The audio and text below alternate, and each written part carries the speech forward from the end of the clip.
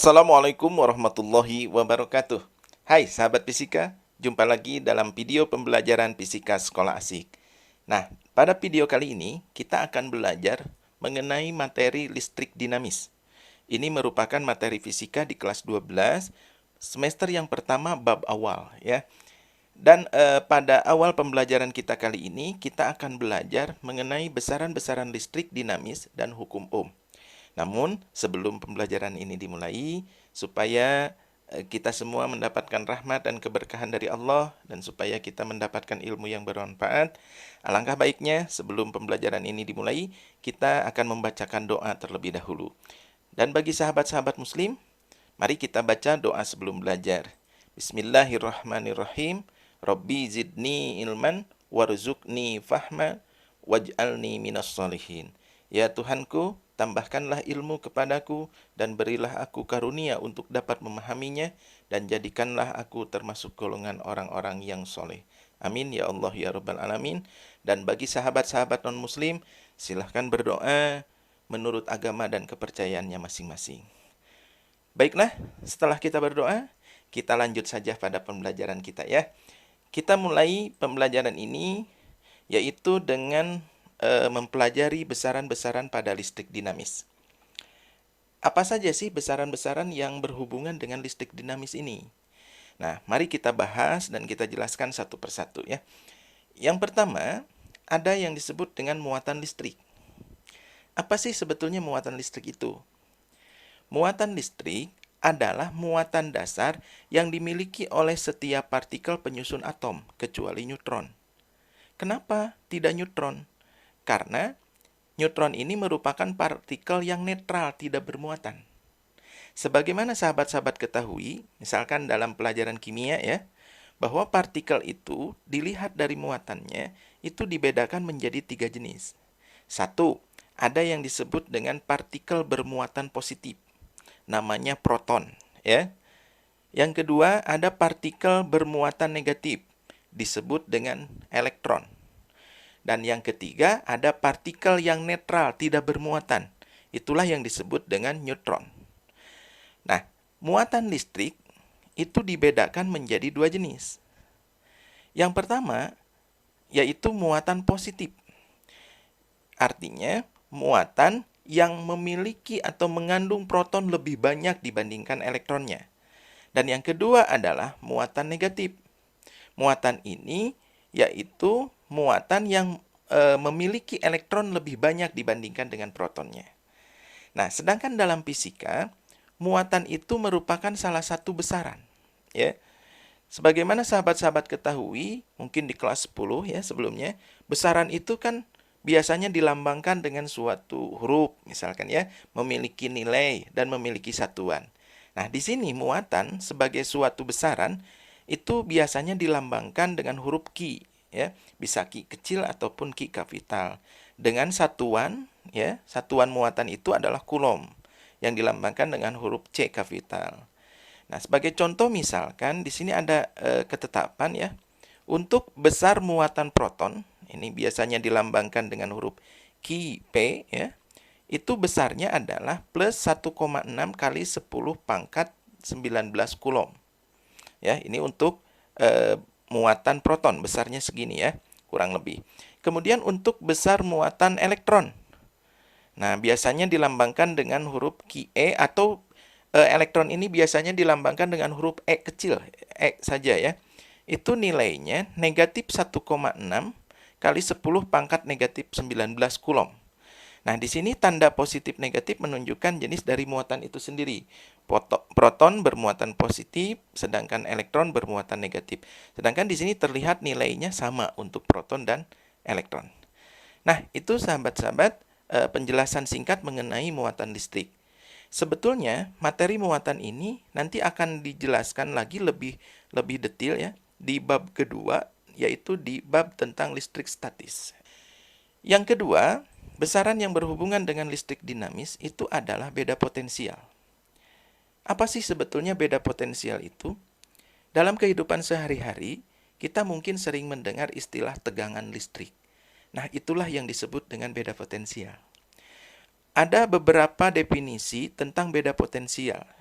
Yang pertama, ada yang mendefinisikan bahwa beda potensial atau tegangan listrik itu adalah perbedaan jumlah elektron yang berada dalam suatu arus listrik. Nah, di sini melihat bahwa beda potensial itu akan menyebabkan pergerakan elektron. Pergerakan itu ditimbulkan karena adanya perbedaan jumlah elektron dalam suatu penghantar arus listrik. Kemudian, definisi yang kedua, ada juga yang mengatakan bahwa beda potensial itu adalah selisih nilai potensial listrik antara kedua ujung penghantar. Ini lebih cenderung ke matematik ya. Kalau dikatakan perbedaan ya jelas pasti ada selisih nilainya. Jadi beda potensial itu adalah selisih nilai potensial listrik. Nah, potensial listrik ini akan dibahas juga nanti di bab 2 di listrik statis ya. Nanti akan ada materi khusus tentang potensial listrik, energi potensial listrik, dan sebagainya. Nah, di sini beda potensial didefinisikan sebagai selisih nilai potensialnya.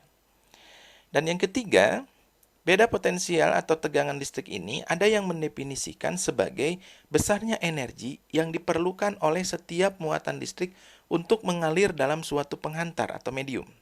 Ya. Jadi di sini lebih cenderung beda potensial itu merupakan sebuah energi untuk menggerakkan muatan. Ya. Kalau di sini lebih cenderung beda potensial itu menunjukkan ke keadaan di mana jumlah elektron yang berbeda dalam suatu arus listrik, aliran arus listrik. Ya. Nah, terlepas dari definisi-definisi ini, bahwa dalam kehidupan sehari-hari sebetulnya ada alat yang dapat menimbulkan beda potensial itu sendiri.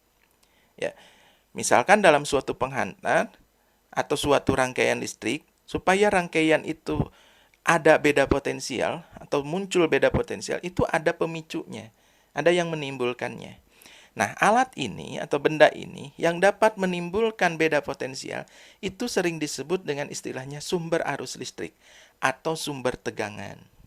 Contoh alatnya yaitu misalkan generator, baterai, akumulator, adaptor, dan sebagainya. Nah, itu adalah alat-alat yang memiliki beda potensial dan dapat menimbulkan beda potensial di rangkaian listrik atau di suatu penghantar. Sebagai contoh misalkan, di sini ada gambar baterai ya. Ini sering digunakan dalam kehidupan sehari-hari, misalkan kita menggunakan handphone kan ada baterainya, kemudian alat-alat elektronik juga ada baterainya. Mungkin tidak asing lagi bagi kita ketika melihat baterai seperti ini. Nah, kalau kita lihat di baterai itu ada dua ujung, dua kutub ya. Satu, kalau baterainya seperti ini ya, ini ada yang menonjol di ujung satu, itu biasanya bertanda positif atau disebut berkutub positif. Sedangkan ujung yang satunya lagi itu diberi tanda negatif atau kutub negatif. Nah, itu artinya ujung yang positif ini itu menunjukkan bahwa potensial listriknya lebih besar, ya, ujung yang positif. Sedangkan yang negatif itu menunjukkan potensialnya lebih kecil. Sehingga kedua ujung ini memiliki selisih potensial, memiliki beda potensial yang disebut dengan tegangan. Jadi kalau baterai bertuliskan 1,5 volt, itu artinya perbedaan potensial listrik pada baterai itu besarnya adalah 1,5 volt. Ya. Nah, berbicara dengan potensial listrik itu adalah suatu besaran juga dalam fisika, di mana biasanya dilambangkan dengan huruf V dan satuan potensial atau beda potensial itu adalah volt, ya, dilambangkan dengan huruf V, huruf kapital biasanya. Nah, inilah sahabat-sahabat besaran yang kedua yang berhubungan dengan listrik dinamis, yaitu beda potensial atau tegangan. Kita lanjut ke besaran yang ketiga. Besaran yang ketiga adalah kuat arus listrik, ya. Ini sering kita dengar, sudah tidak asing lagi. Apa sih sebetulnya arus listrik itu? Arus listrik adalah aliran muatan listrik pada suatu penghantar akibat adanya beda potensial antara kedua ujung penghantar tersebut. Makanya ini tadi agak sedikit relevan dengan definisi beda potensial yang pertama. Jadi beda potensial itu perbedaan jumlah elektron, ya. Sehingga karena terjadi perbedaan itu, maka elektron akan bergerak untuk mencari keseimbangan. Nah, Sehingga pergerakan elektron itu akan menghasilkan arus listrik dalam suatu penghantar. Karena arus listrik di sini didefinisikan aliran muatan, ya, pada suatu penghantar akibat adanya beda potensial di sini, ya. Nah, kalau kita perhatikan misalkan di sini ada sedikit ilustrasi.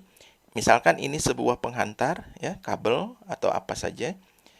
Kemudian penghantar ini kita hubungkan dengan sebuah sumber tegangan, baterai misalkan, ya. Ujung kiri dihubungkan dengan kutub positif baterai, ujung kanan kita hubungkan dengan kutub negatif baterai. Berarti kedua ujung penghantar ini akan memiliki beda potensial. Ini ujung kiri potensialnya lebih besar, ujung kanan potensialnya lebih kecil, negatif.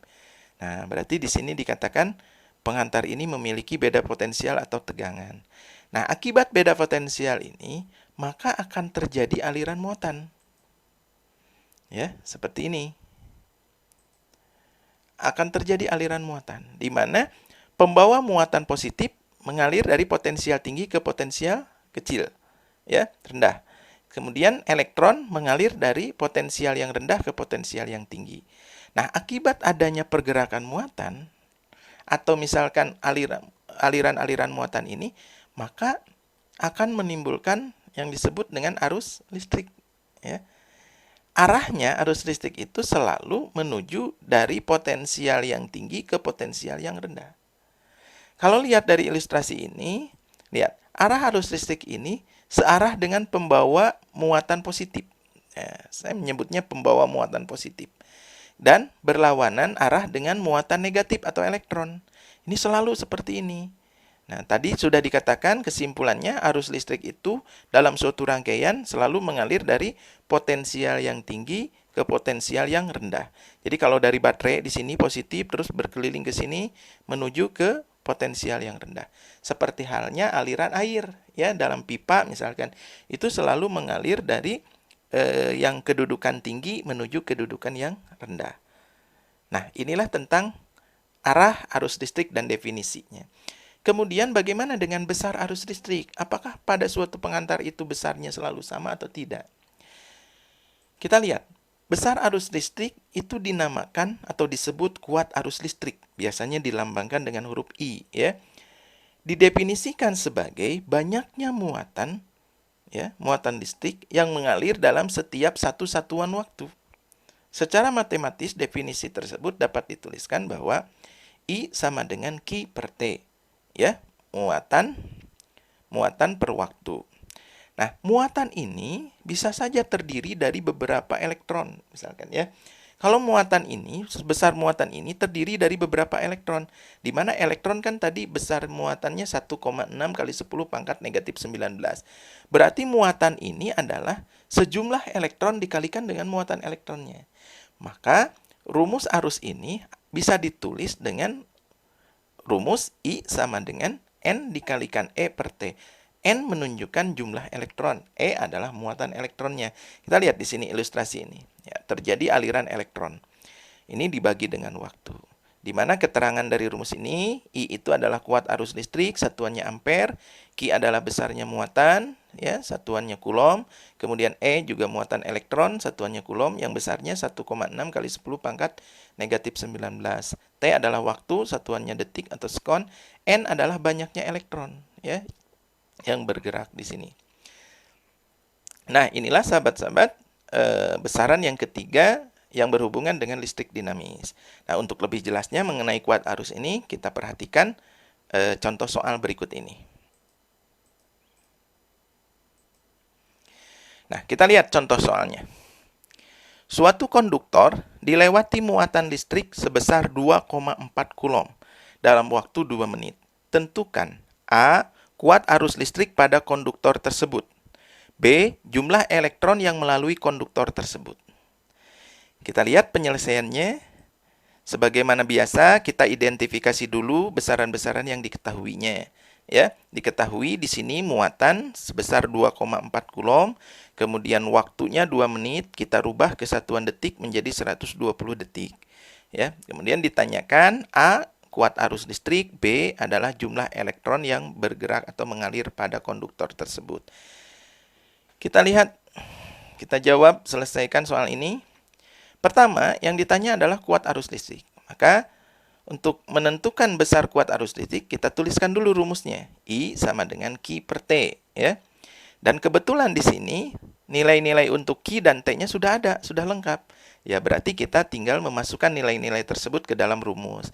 I sama dengan 2,4 dibagi dengan 120 detik. Ya.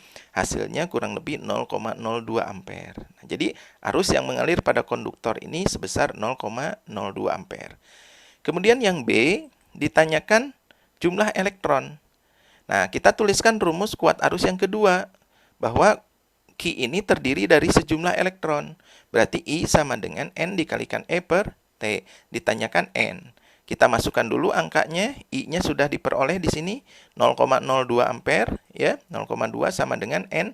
Muatan elektron tadi 1,6 kali 10 pangkat negatif 19. Ini sahabat-sahabat harus hafal ya, ketentuan untuk muatan elektron. Kemudian waktunya 120. Nah, secara matematis kita proses, berarti N itu adalah 120 dikali 0,02, ya, 120 kali 0,02 dibagi dengan 1,6 kali 10 pangkat negatif 19. Ini 120 kali 0,02 kurang lebih 2,4, ya. 2,4 dibagi 1,6 itu kurang lebih 1,5. 10 pangkat negatif 19 naik ke atas menjadi 10 pangkat 19. Jadi kurang lebih jawabannya N sama dengan 1,5 kali 10 pangkat 19 elektron. Jadi banyaknya elektron yang mengalir atau melewati konduktor listrik, ya, dengan muatan 2,4 kulom selama 2 menit itu sebanyak 1,5 kali 10 pangkat 19 elektron. Nah, inilah contoh soal mengenai kuat arus listrik. Mudah-mudahan bisa dipahami oleh sahabat-sahabat semuanya ya. Kita lanjutkan ke besaran berikutnya ya. Yang keempat adalah hambatan listrik. Nah, hambatan listrik itu apa sih sebetulnya? Kita lihat. Hambatan listrik adalah ukuran sejauh mana suatu bahan atau penghantar dapat menentang atau menghambat aliran arus listrik. Kita lihat gambar berikut ini. Nah, misalkan di sini ada sebuah bahan dijadikan sebagai hambatan listrik. Bahan ini memiliki panjang, misalkan L ya. Kemudian luas penampangnya A. Kemudian bahan ini terbuat dari suatu bahan yang memiliki hambat jenis. Hambat jenis itu kemampuan bahan untuk menghambat ya. Jadi disebutnya hambat jenis. Ini bergantung pada jenis bahannya ya. Hambat jenis yang dilambangkan dengan huruf Rho. Ya, jadi ada luas penampangnya, ada panjangnya, dan ada hambat jenisnya. Kemudian, jika ada arus mengalir dari sini, ya, melalui penghambat ini, maka bahan ini akan memiliki kemampuan untuk menghambat arus berdasarkan data-data atau geometri dan bahan yang dimilikinya. Ya, di sini ya, luasnya dan panjangnya. Jadi di sini memiliki penghambat. Nah, dari sini dapat kita simpulkan bahwa besarnya hambatan listrik ya pada suatu penghantar pada suhu tetap, ingat, pada suhu tetap. Jadi ketika suhunya tidak berubah-ubah, besarnya berbanding lurus dengan hambat jenis dan bahan pengantar.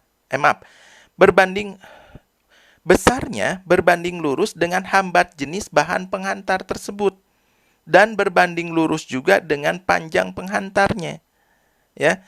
Tetapi berbanding terbalik dengan luas penampang penghantar tersebut, yaitu A. Nah, secara matematis dirumuskan R sama dengan Rho L per A. Ya. Rho adalah hambat jenisnya, L adalah panjangnya, dan A adalah luas penampangnya. Ya. Kita lihat. Nah, rumus ini berlaku ketika suhunya tetap. Ya, ketika suhunya tetap. Bagaimana kalau suhunya berubah? Nah, jika suhu penghantar itu berubah, maka nilai hambatan suatu bahan atau penghantar ini itu pun akan berubah nilainya. Di mana besarnya perubahan hambatan penghantar ketika terjadi perubahan suhu itu dirumuskan delta R sama dengan R0 dikalikan alfa kali delta T. Ya. Nah, kalau kita lihat delta R ini merupakan selisih suhu akhir dengan suhu awal, berarti kita tuliskan secara matematis seperti ini. RT, R akhir, sama dengan R awal dikalikan dengan 1 ditambah alfa kali delta T. Ya, ini RT ini adalah hambatan pada suhu akhir. Kemudian R0 itu hambatan pada suhu awal. Ya, sebelum berubah.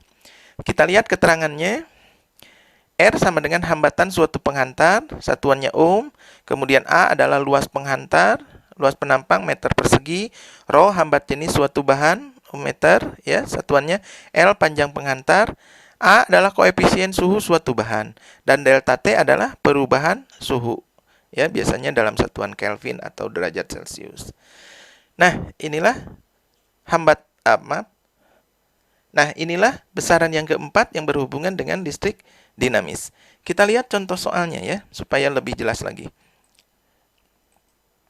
Seutas kawat konduktor mempunyai panjang 50 meter. Diameternya 2,5 mm dan hambat jenisnya 1,72 kali 10 pangkat negatif 7 ohm meter. Tentukan besar hambatan kawat tersebut. Nah, kita lihat penyelesaiannya. Seperti biasa, ya, diketahui besaran-besaran yang ada di soal. L sama dengan 50 meter, kemudian D diameter 2,5 mm, kita rubah ke satuan meter menjadi 2,5 kali 10 pangkat negatif 3. Kemudian hambat jenisnya 1,72 kali 10 pangkat negatif 7. Yang ditanyakan adalah besarnya hambatan. Ya. Kita jawab, ya. Berarti yang ditanyakan besaran hambatan, kita tuliskan rumus hambatannya ya. Rho R sama dengan, kita jawab. Nah, untuk menentukan besaran hambatan kan rumusnya adalah R sama dengan rho L per A ya tadi. Rho L per A. Nah, di sini belum ada luas nih, belum ada luasnya. Dan ada diameternya di sini. Berarti langkah pertama kita menentukan luas penampangnya dulu ya. Karena di sini ada diameter berarti sudah dapat diprediksi bahwa bentuk bentuk penampangnya adalah lingkaran. Ya, berarti untuk mencari luasnya kita gunakan rumus luas lingkaran 1/4 VD kuadrat. Ya, berarti kita masukkan angkanya 1/4, pi-nya 3,14 dikalikan diameternya 2,5 kali 10 pangkat negatif 3 kemudian dikuadratkan. Ya, ini kalau dihitung menggunakan kalkulator misalkan ya kurang lebih hasilnya 4,9 kali 10 pangkat negatif 6 meter persegi. Nah, ini luasnya ya. Nah, setelah kita memperoleh nilai luasnya, baru kita masuk ke rumus besar hambatan. Gimana rumusnya? R sama dengan rho L per A. Kita masukkan angka-angkanya yang sudah ada, 1,72 kali 10 pangkat negatif 7. Ini untuk hambat jenisnya. Kemudian panjangnya 50 dibagi dengan 4,9 kali 10 pangkat negatif 6. Hasil dari sini ya, A-nya. Kalau kita hitung dengan kalkulator juga, hasilnya kurang lebih sekitar 1,76 ohm. Nah, inilah contoh soal untuk menentukan besarnya hambatan pada suatu bahan atau suatu penghantar. Baiklah, itulah sahabat-sahabat 4 besaran ya yang berhubungan dengan listrik dinamis. Sebetulnya masih ada besaran-besaran lain seperti halnya energi listrik, kemudian daya listrik ya. Itu juga berhubungan dengan listrik dinamis. Tetapi untuk energi dan daya listrik itu nanti akan dibahas di bagian terakhir ya dari materi listrik dinamis ini. Tunggu saja nanti di video pembelajaran selanjutnya. Nah, setelah kita mempelajari atau mengenal besaran-besaran yang berhubungan dengan listrik dinamis, kita akan masuk ke penjelasan berikutnya, pembelajaran berikutnya yaitu mengenai hukum Ohm. Ya. Apa sih hukum Ohm ini? Ya. Hukum Ohm ini sebetulnya menjelaskan tentang hubungan besaran-besaran listrik dinamis yang 3, yaitu apa? Kuat arus, beda potensial, dan hambatan. Ya. Tadi sudah ada ya tegangan atau beda potensial, kuat arus, dan hambatan. Nah, di hukum Ohm ini akan dijelaskan bagaimana hubungan ketiganya. Ya, terutama dalam suatu rangkaian listrik misalkan. Bunyi hukum Ohm. Nah, kita lihat misalkan. Nah, kita lihat misalkan di sini ada gambar sebuah rangkaian listrik ya, sebuah rangkaian listrik. Ini ada sebuah objek listrik yang memiliki hambatan R, misalkan lampu atau apa saja ini, ya, dihubungkan dengan sumber tegangan P. Maka pada komponen ini atau pada objek ini akan mengalir arus yang berasal dari sumber tegangan, di mana arahnya tadi arus itu selalu dari potensial tinggi ke potensial yang rendah. Maka di sini muncul 3 variabel. Ada V, ada I, dan ada R. Ini ya, ini besaran-besaran yang tadi sudah dijelaskan sebelumnya. Nah, dilihat dari ilustrasi ini, maka muncul hukum Ohm yang bunyinya pada suhu konstan. Ingat, pada suhu konstan, besarnya kuat arus yang mengalir pada suatu pengantar atau rangkaian sebanding lurus dengan beda potensial antara kedua ujung pengantar tersebut. Jadi, I yang timbul di sini itu sebanding lurus dengan beda potensial. Ya. Tapi ini syaratnya pada suhu konstan. Nah, ini dinyatakan atau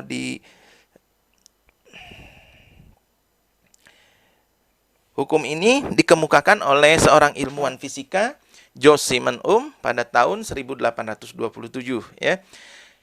Bunyi ini secara matematis kita tuliskan I sebanding dengan V. Ya, I sebanding dengan V. Ini perbandingan, bukan persamaan.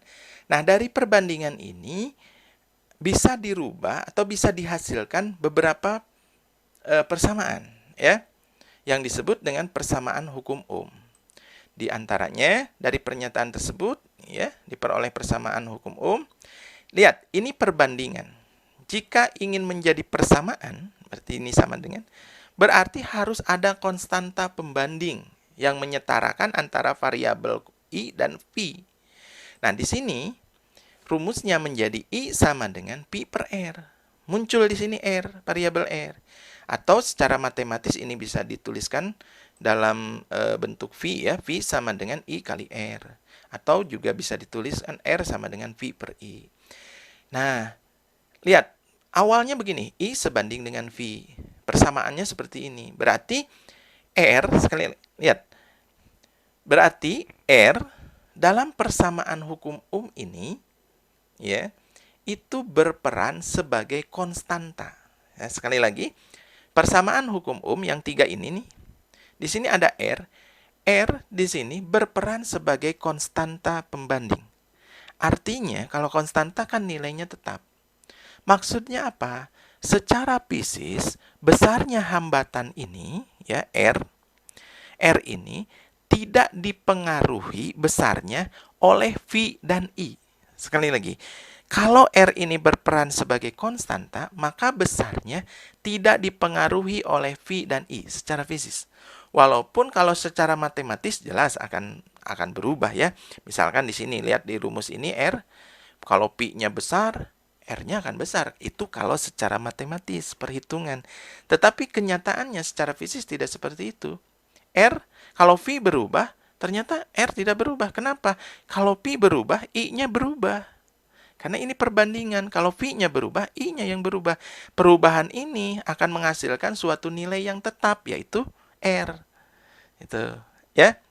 Jadi sekali lagi, pada rumus ini, itu R berperan sebagai konstanta. Lalu apa yang mempengaruhi besar kecilnya hambatan atau R di sini? Tadi sudah dijelaskan bahwa besar kecilnya hambatan itu hanya bergantung pada 1, hambat jenisnya, 2, panjangnya, 3, luas penampang, dan yang keempat adalah suhu. Itulah yang mempengaruhinya, ya, bukan tegangan ataupun arus. Nah, kita lihat penjelasan dari rumus ini. R itu adalah hambatan, ya, satuannya Ohm. I adalah kuat arus, dan V adalah beda potensial, satuannya volt. Nah, untuk lebih jelasnya, kita lihat contoh soalnya, ya, mengenai hukum Ohm. Pada sebuah rangkaian listrik, sebuah lampu dihubungkan dengan sumber tegangan DC 18 volt. Pada rangkaian tersebut dipasang resistor sebesar 10 ohm. Tentukan besar kuat arus yang mengalir pada lampu dari sumber tegangan tersebut. Ya, jelas ini menggunakan hukum Ohm. Kita lihat penyelesaiannya. Diketahui besaran-besaran yang ada di soal yaitu tegangan sama dengan 18 volt, hambatannya yaitu resistor ya 10 ohm di sini, dan ditanyakan berapakah kuat arusnya. Ini mudah, tinggal gunakan salah satu persamaan dari hukum ohm yang dapat menghitung kuat arus, yaitu kita jawab, tuliskan rumusnya. Menentukan kuat arus itu adalah I sama dengan P per R. Karena sudah lengkap data-datanya, kita masukkan ke rumus 18, Pi-nya, R-nya 10 dibagi 10, berarti kurang lebih kuat arusnya adalah 1,8 ampere. Nah, inilah contoh soal atau penjelasan singkat mengenai hukum Ohm. Dan tadi di awal kita sudah belajar, dijelaskan beberapa besaran-besaran yang berhubungan dengan listrik dinamis. Sampai di sini pembelajaran pertama kita tentang listrik dinamis ya. Mudah-mudahan penjelasan tadi dapat dipahami dan dapat bermanfaat sehingga menjadi satu wawasan pengetahuan bagi sahabat-sahabat semuanya. Apabila ada yang kurang jelas, silahkan beri pertanyaan, mengajukan pertanyaan atau komentar di kolom komentar di channel kami ya. Sampai jumpa kita di video pembelajaran materi berikutnya. Insya Allah nanti kita akan terus memberikan pembelajaran-pembelajaran fisika lewat channel kami. Dan jangan lupa untuk memberi dukungan kepada channel kami dengan memberikan komentar. Silahkan di-share video ini, kemudian di-subscribe ya. Terima kasih atas perhatiannya. Dan bagi sahabat-sahabat yang menginginkan bahan ajar ini, silahkan kunjungi juga blog kami di Fisika Sekolah Asik blogspot.com. Sekali lagi terima kasih atas perhatiannya. Sampai jumpa di video pembelajaran berikutnya. Semoga bermanfaat.